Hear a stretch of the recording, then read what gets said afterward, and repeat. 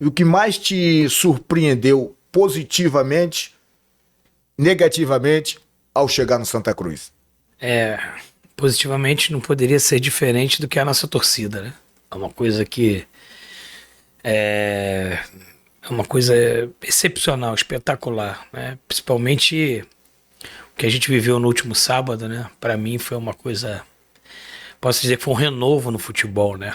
Dentro da arena, diante do nosso torcedor e toda aquela energia, toda aquela mobilização, foi um momento muito especial na minha carreira, né?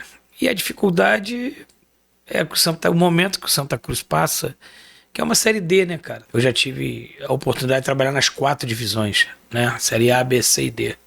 E sem sombra de dúvida, a Série D é a competição mais difícil de se disputar. A Série D tem vários percalços que você vai conhecendo ao longo do caminho. Você tem que preparar a sua equipe para ponto corrida, daqui a pouquinho você tem que preparar a sua equipe para um mata-mata. E a dificuldade que a gente também tem de pegar um clube em transição. Um momento de mudar de associativo para SAF. Então, assim, um clube que está mudando de patamar, um clube que está mudando de uma transição, passa por uma transição administrativa, isso impacta no dia a dia. Então, assim, porque você entra numa Série D com o Santa Cruz, só o nome Santa Cruz ele já tem o seu favoritismo. A história do clube, a camisa, a torcida.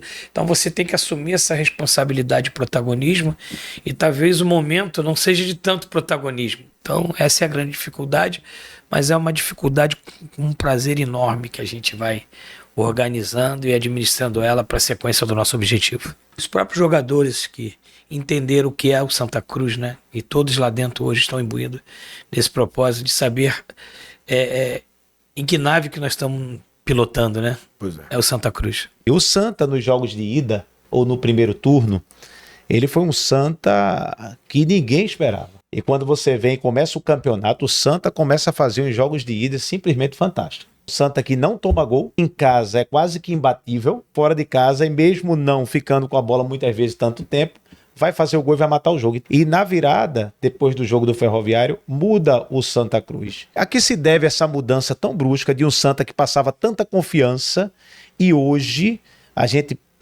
precisa muitas vezes que o torcedor passe essa confiança para dentro de campo? Essa é a impressão da gente. Eu queria que você falasse um pouquinho sobre isso. A gente conseguiu fazer o encaixe do início da competição. Talvez os adversários não esperavam o tipo do nosso comportamento. Que o Santa surpreendeu a todos, literalmente, no início da competição. Só que você joga um primeiro turno, Júnior, e aí o segundo turno você vai pegar os mesmos adversários.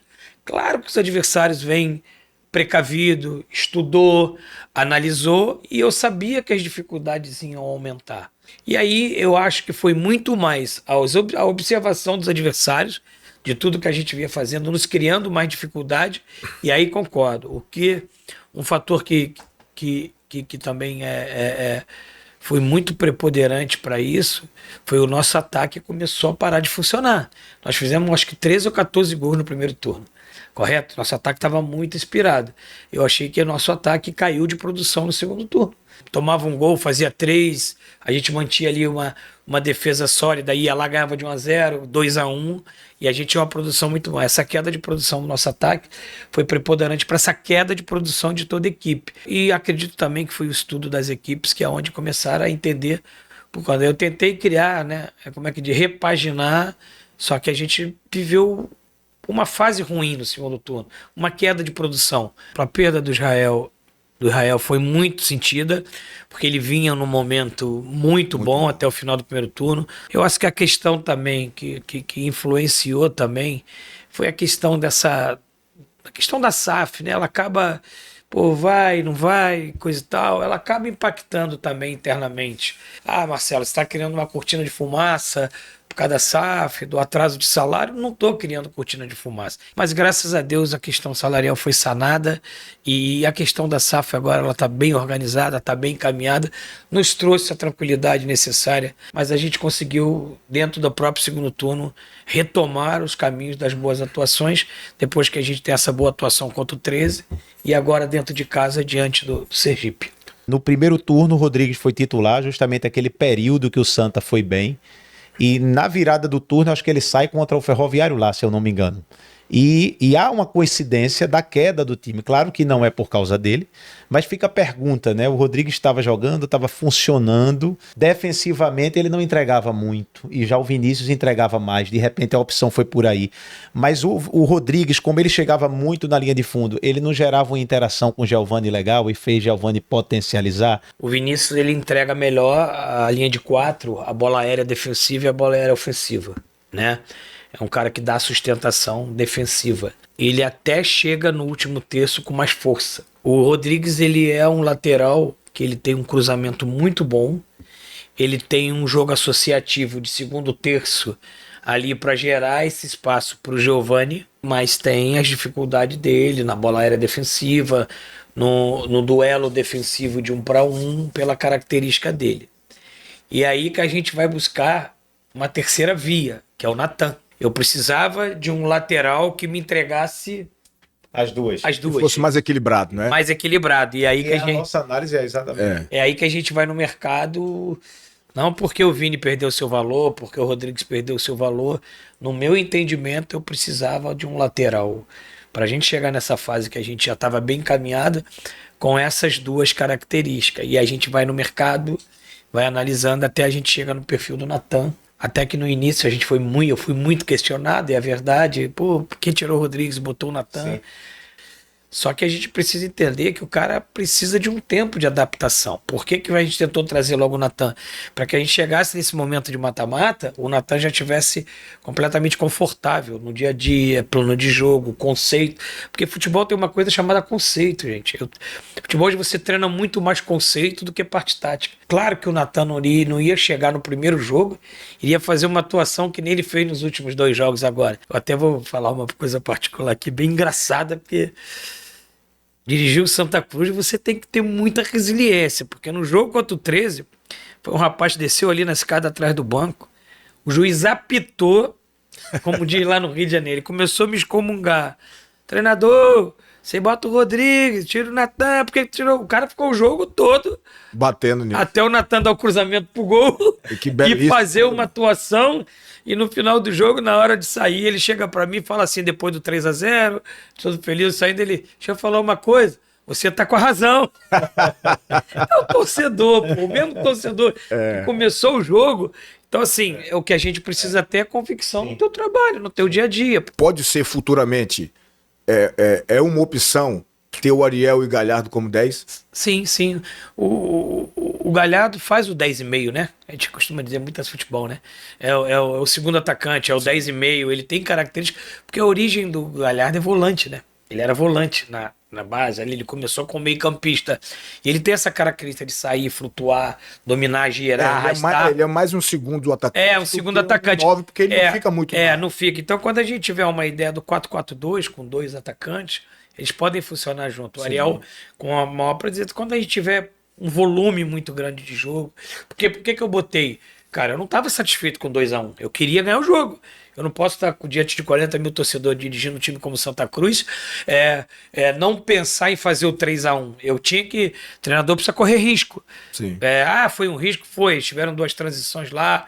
Tanto que depois eu botei o Favela no lugar do Gabriel, que já estava cansando. Precisava oxigenar o meio-campo, fortalecer o meio-campo. Eu já sabia que o velhinho já estava... Chamei de velhinho pelo carinho, Totti. O velhinho já estava ali, já, porra... Muito bem. 15 dias sem treinar direito. E teve bem, fez vendo uma partida transição. Aquilo ali é a alma, né, mano? Aquilo ali é o DNA do Santa Cruz, né? E aí eu já sabia que eu tinha 3 jogadores entrando em fase de fadiga, que era o Balotelli, o Gabriel e o Totti. Eu só tinha 2 substituições. Por isso que eu segurei um pouco mais. Quando é que Marcelo teve convicção de que para o momento era momento de William Alves e não de continuar com o Matheus? Vamos lá, eu já até contextualizar tudo isso. O Matheus faz um primeiro turno espetacular. E o William, sempre que entra, corresponde. E aí é aquela dor de cabeça que todo treinador quer ter. Quando eu preparo um jogador para ser o suplente que ele vai entrar, eu tenho que preparar esse jogador para ele ser melhor do que o que está jogando. E isso foi o William nos 3 jogos que ele jogou de titular e o que ele entrou. E o Matheus faz um primeiro turno muito bom, oscila um pouco no segundo turno. Teve a questão da expulsão dele, né, da instabilidade dele naquele jogo, da expulsão, coisa e tal. E ele vem numa sequência, mantém, E aí eu tiro os jogadores que estão com 2 amarelos, né? Contra o 13. O William faz outra grande atuação.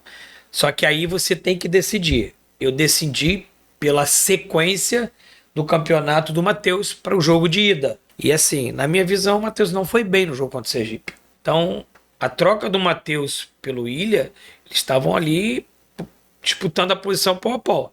Então eu achei que, pelo conjunto do jogo, tudo que o William vem desenvolvendo, né, toda a história dele, a experiência, a liderança, o combo do William era mais favorável para esse jogo do Sergipe de volta do que do Matheus. Então, mas se amanhã o Matheus voltar, eu tenho a convicção que ele vai corresponder como correspondeu em outros E acho jogos. que assim, a gente elegeu aqui, né, Nilson, o William o melhor em campo, assim, o que ele trouxe ali atrás de, junto com o Eurico, assim, uma força física defensiva assim muito grande. E também lembramos do Totti, até quando o Totti aguentou, foi uma entrega assim Absurdo. absurda a entrega dele. Mas eu quero já pegar um gancho no nosso bate-papo. Todos os zagueiros da esquerda estão indo bem. O Eurico tem 16 partidas. E analisa as 16 partidas do Eurico. Jogador que pouco se fala. Muito. O Eurico não tem uma falha. Ele é muito O constante, Eurico não né? tem uma falha, o Eurico não tem um erro. O Eurico, ele jogou as 16 partidas que nós jogamos. O Eurico jogou todo. Nem cartão ele toma. Será que passa pela cabeça de Marcelo antes, agora não, trabalhar uns 3 zagueiros para colocar Renato na ala, liberar mais Natão, Rodrigues, que eram as opções que estavam sobrando? Passou pela cabeça do Marcelo? Essa é uma pergunta que Nilson tem feito aqui. Sim, deixa eu só ajudar. Quando eu começo minha carreira nos anos 2000, eu jogo de 2000 a 2003 só com 3 zagueiros. Agora eu vou confessar uma coisa aqui bem legal, é porque eu só sabia fazer 3 zagueiros. Porque antigamente a gente jogava 3 zagueiros, marcava individual, e aí porque eu comecei assim, eu migrei do futsal pro campo, e assim, e na época eu jogava-se muito com 3 zagueiros. É uma coisa que eu posso usar sim. Posso até usar durante o jogo, tá treinado para isso. Nós temos 3 plataformas de jogo bem treinado, né? Que é o 3 zagueiro, que é o que eu jogo 4-2-3-1, variação 4-3-3, e o 4-1-4-1 que eu já usei direto, que são quando a gente precisa fechar um pouquinho mais, faz a trinca no meio campo, pode ser um primeiro volante ou 2 médios, ou 3 volantes. Então, a gente está bem preparado. O que eu mudar até durante as peças, durante o jogo, já está trabalhado para isso. E eu gosto dos 3 zagueiros, eu gosto. Eu vou falar uma coisa assim, se você reparar minha equipe, a gente tem uma transformação durante o jogo, a gente passa do 4-2-3-1 para o 3-4-3. Você devem ter percebido isso. Sim. Eu não vou falar mais detalhe porque Sim, para não entregar como é que a gente movimenta. Ô, Mister, você molda o time de acordo com as características dos jogadores ou você acredita que o elenco deve se adaptar àquilo que é o seu modelo de jogo? Dentro da característica dos jogadores, né? Eu gosto de moldar a minha equipe dentro da característica que eu tenho. Não adianta eu pensar numa plataforma de jogo se eu não tenho aquela característica dos jogadores para desenvolver. O Central você vê hoje com força para subir de divisão também, para brigar por esse acesso? Sim, sim. Primeiro que tem um treinador campeão da divisão, né? Um treinador que conhece a divisão, faz um grande trabalho. Não sei se vocês lembram da minha coletiva antes do primeiro jogo do Central, que eu falei que o Central não era o Central do estadual. O Central tem uma coisa que ela é vital hoje para o futebol, que a gente agora conseguiu desenvolver bem, agora nessa fase aí dos 4 últimos jogos. Se eu não me engano, o Central tem 11 gols de bola parada. Cara, isso hoje... É muita coisa. Isso hoje... Cara, todo jogo o Central faz um gol de bola parada. E isso é muito mérito do trabalho realizado lá. Eu vejo um time muito intenso, um time muito bem organizado, sabe muito o que tem que desenvolver dentro do campo. Ele entra no campo central, ele já sabe o que eles têm que fazer. Costumo dizer para meus jogadores que a fase mais difícil do jogo são os primeiros 10 minutos e os últimos 10 minutos.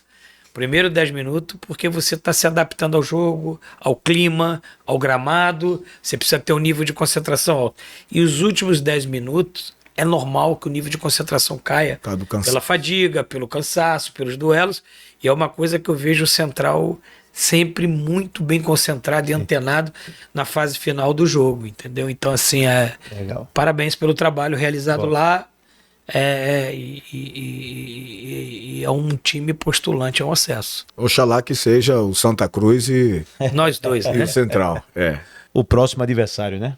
O Altos, muita gente falando aí por causa da goleada que o Altos fez de 8, né, no agregado.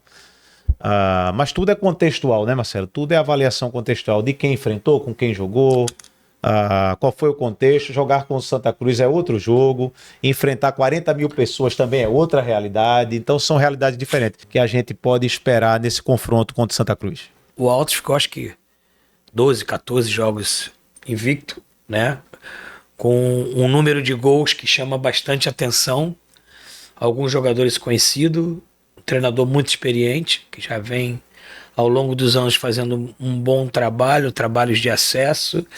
Então, assim, a gente vai ter muita dificuldade com esse adversário, pelo que o adversário desenvolveu ao longo da competição. Mas eu costumo dizer que essa fase que a gente está jogando de competição são fases de cortes, né? Historicamente, né, nos duelos com Santa Cruz, são 4 duelos, o Alto tem 3 vitórias, um empate, né? Então, assim, a história já diz que é um adversário muito difícil que a gente vai enfrentar. A tendência é do jogo ser difícil. Marcelo, defina o que é Santa Cruz pra você. Um sentimento. Santa Cruz é um sentimento, né? Santa Cruz, cara, ele me fez fazer o olho brilhar, acreditar no como é que eu posso te dizer? No ser humano, na pessoa. O Santa Cruz, ele é mais do que eu imaginava. Ele mexe por dentro, né, com a gente. Ele mexe com a gente. Sabe, o Santa Cruz é fantástico. A voz do Mister deu até uma embargada, viu? Pra falar desse sentimento aí. Professor Marcelo, acho que o senhor errou ao tirar o William Júnior, pois o nosso time ficou totalmente sem criatividade. É que nem a gente fala, o jogo tem várias fases, né? Assim, o William, ele é um jogador muito importante. O William, como a gente diz no futebol, ele é aquele cara que a intensidade dele no meio-campo, a dinâmica dele no meio-campo, ela é muito, muito importante. Só que o William, existe 2 tipos de meia, tá, no futebol. O meia atacante e o meia armador. O William é um meia armador, né? Só que ali, no momento que eu tirei ele, era o momento que a gente tomou o 2-1. Eu precisava ter um pouco mais de força, de presença de área com o adversário.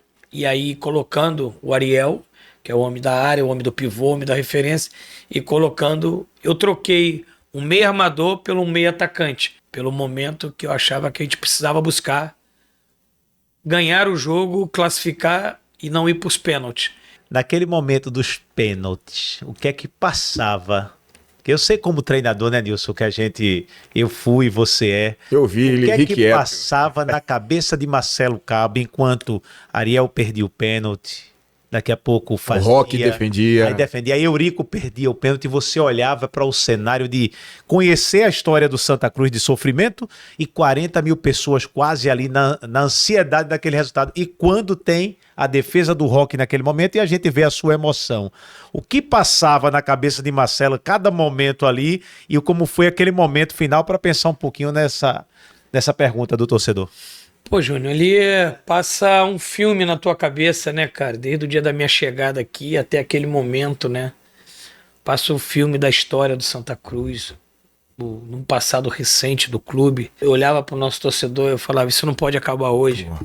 De jeito nenhum. Pensava nos funcionários, pensava no Dia dos Pais, que o nosso torcedor tinha que passar alegre. Cara, assim, ali tinha um vulcão ali dentro da gente, pronto para uma erupção. Sabe, e assim, eu olhava aos céus e pedia a Deus que capacitasse cada um de nós ali nas batidas de pênalti, que a gente pudesse desenvolver com capacitação aquilo que a gente trabalhou e treinou bastante para a disputa de pênalti. E graças a Deus a gente foi agraciado com essa bênção aí da classificação e no final deu tudo certo e o final do jogo, acho que não foi só o Marcelo Cabo, foi todos nós. Eu acho que ali foi autêntico, foi de coração, ali foi uma emoção que a gente vive poucas no futebol, né? A gente conta nos dedos, né? O que a gente vive, ali foi uma emoção muito importante que a gente tem na nossa vida. Emoção não se mensura, ela tá dentro de cada um. Cara, se você faz uma festa, você não desrespeita ninguém, você trata seu adversário com respeito, porque o futebol você tem que saber perder, você tem que saber ganhar, Isso. né? E vencer com respeito. Se você comemora, eu tô no meu ambiente, eu tô no meu estádio, com 40 mil torcedores lá dentro, eu sei o que aquilo representa para o meu torcedor. Me desculpe, cara, se eu não comemorar aquilo, eu tô morto pro futebol. Eu tô morto pro futebol. Se eu não me emocionar com o meu torcedor, se eu não me emocionar com meus companheiros de trabalho, só nós sabemos a semana que nós passamos. Porque só nós sabemos quem nós representamos. A instituição, a torcida. Então, cara, se o cara der um soco no ar, ou se o cara se ajoelhar e chorar, respeita a comemoração das pessoas. Tava minha filha, minha esposa, meus netos, tudo no estádio, gente. Entendeu? Eu tenho uma mãe de 82 anos que vê o jogo, Dona Fátima, lá no Rio de Janeiro. Se eu te ligar aqui o áudio que minha mãe mandou depois do jogo, se eu falar um pouco mais, eu vou até chorar aqui de novo, pô.